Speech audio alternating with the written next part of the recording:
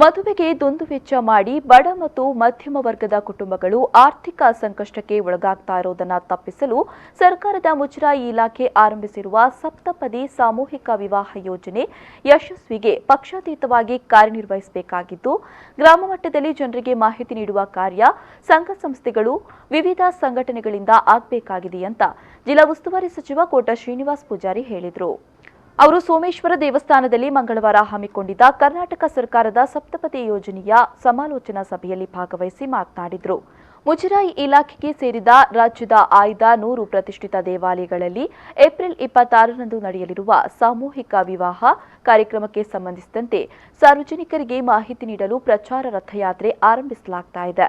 ಈ ನಿಟ್ಟಿನಲ್ಲಿ ರಾಜ್ಯದ ಎಲ್ಲಾ ಮಾಧ್ಯಮಗಳಲ್ಲಿ ಪ್ರಚಾರ ಕಾರ್ಯ ಹಮ್ಮಿಕೊಳ್ಳಲಾಗುವುದು. ಆದರೆ ಗ್ರಾಮ ಹೋಬಳಿ ಮಟ್ಟದಲ್ಲಿ ಫಲಾನುಭವಿಗಳನ್ನು ಹುಡುಕಿ ಅವರಿಗೆ ಮಾಹಿತಿ ಕಾರ್ಯ ನೀಡುವ ಕಾರ್ಯ ಎಲ್ಲರಿಂದ ಆಗಬೇಕಾಗಿದ್ದು ಈ ಸರ್ಕಾರಿ ಕಾರ್ಯ ದೇವರ ಕೆಲಸವೆನ್ನುವ ನಿಟ್ಟಿನಲ್ಲಿ ಈ ಕಾರ್ಯಕ್ರಮದ ಪ್ರಚಾರದ ಕಾರ್ಯದಲ್ಲಿ ತೊಡಗಿಸಿಕೊಳ್ಳಿ ಅಂತ ಹೇಳಿದರು. ನಮ್ಮ ಧಾರ್ಮಿಕ ದತ್ತಿ ಇಲಾಖೆಯ 100 ದೇವಸ್ಥಾನಗಳಲ್ಲಿ ಏಪ್ರಿಲ್ 26ನೇ ತಾರೀಕು ಸಾಮೂಹಿಕವಾದಂತಹ ಸರಳ ಮದುವೆ ಮಾಡಬೇಕು ಅಂತ ಯೋಚನೆ ಸರ್ಕಾರಕ್ಕಿದೆ. ಅದರಲ್ಲಿ ದಕ್ಷಿಣ ಕನ್ನಡ ಜಿಲ್ಲೆಯಿಂದ ನಮ್ಮ ಇತಿಹಾಸ ಪ್ರಸಿದ್ಧವಾದಂತಹ ನಮ್ಮ ಇಲ್ಲಿಯ ಸೋಮನಾಥ ದೇವಸ್ಥಾನ ಕೂಡ ಒಂದು ಅಂತೇಳಿ ನಮಗೆಲ್ಲರಿಗೂ ಗೊತ್ತಿರುವಂಥ ವಿಚಾರ.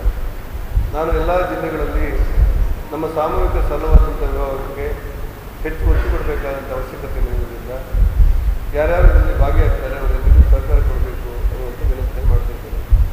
ಕರ್ನಾಟಕ ರಾಜ್ಯದ ಮುಖ್ಯಮಂತ್ರಿ ಆಗಿರುವಂಥ ಯಡಿಯೂರಪ್ಪನವರು ಮೊನ್ನೆ ವಿಧಾನಸೌಧದಲ್ಲಿ ನಮ್ಮ ಲಾಂಛನವನ್ನು ಬಿಡುಗಡೆ ಮಾಡಿ ಇದು ಸಾಮಾನ್ಯ ಜನರ, ಮಧ್ಯಮ ವರ್ಗದವರ ಮತ್ತು ಸರಳವಾಗಿ ಮದುವೆ ಆಗ್ತೇನೆ ಅನ್ನುವಂಥ ಆಸಕ್ತಿ ಇರುವಂಥ ಯುವ ಜನರ ತಂಡಕ್ಕೆ ಸಹಕಾರಿಯಾಗಲಿ ಅನ್ನುವಂಥ ಮಾತು ಹೇಳ್ತಾರೆ.